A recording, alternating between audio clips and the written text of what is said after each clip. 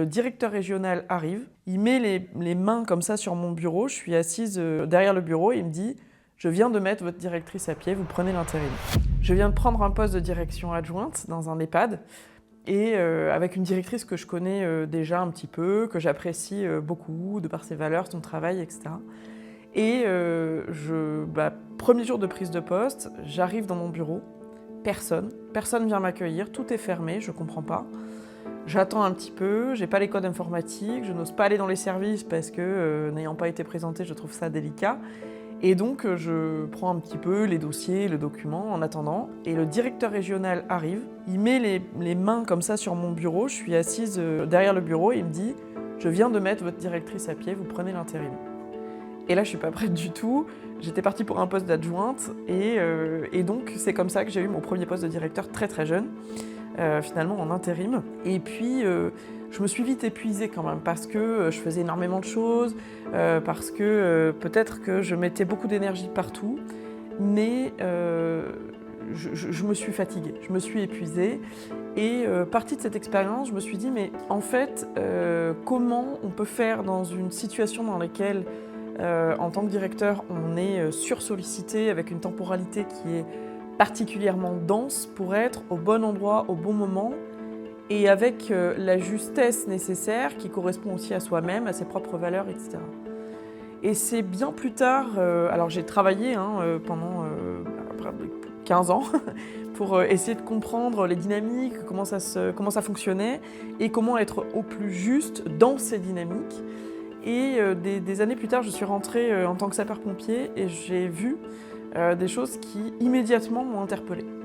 Sur l'incendie, je voyais des chefs d'agrès, notamment avec une capacité analytique des situations qui leur permettait de prendre les bonnes décisions au bon moment avec beaucoup de justesse, y compris sur des individus que je connaissais à part, j'allais dire dans la vie, et même professionnellement d'ailleurs, qui étaient plutôt des gros caractères, ou plutôt, qui n'avaient pas forcément cette justesse de ton.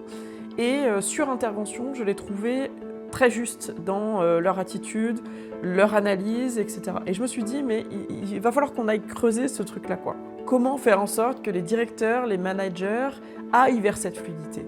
Et en fait, de passer sur quelqu'un qui a tendance à être un peu en colère, à s'agacer en disant écoute mec, il faut rester calme, tranquille, calme-toi. Ou à l'inverse, quelqu'un qui est plutôt introverti, de lui dire prends ta dimension, vas-y. C'est pas ça qui leur permet de changer, de prendre les bonnes décisions au quotidien.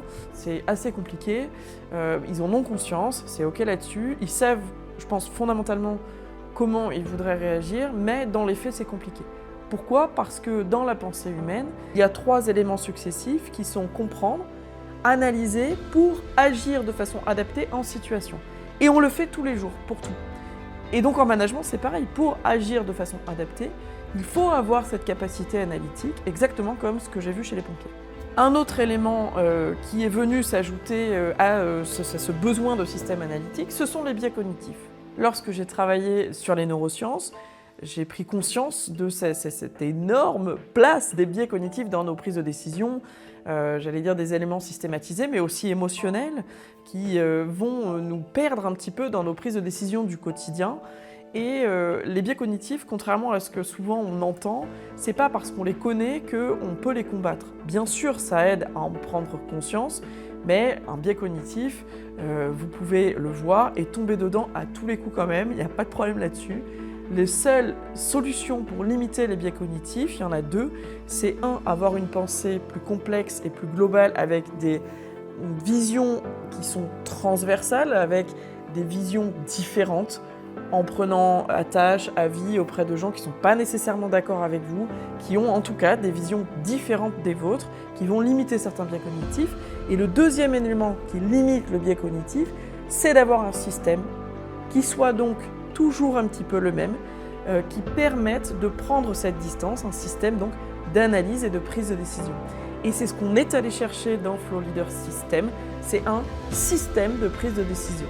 Ce système de prise de décision permet donc de limiter les biais cognitifs, d'être plus juste dans sa façon de agir et de prendre des décisions au quotidien, quel que soit son niveau managérial. Et c'est un système d'analyse qui peut s'effectuer soit seul dans une moindre mesure, j'allais dire au quotidien pour prendre les meilleures décisions possibles et évidemment, dans la mesure du possible, en collectif, de façon à croiser les regards et ça fera l'objet de la prochaine vidéo. À très bientôt.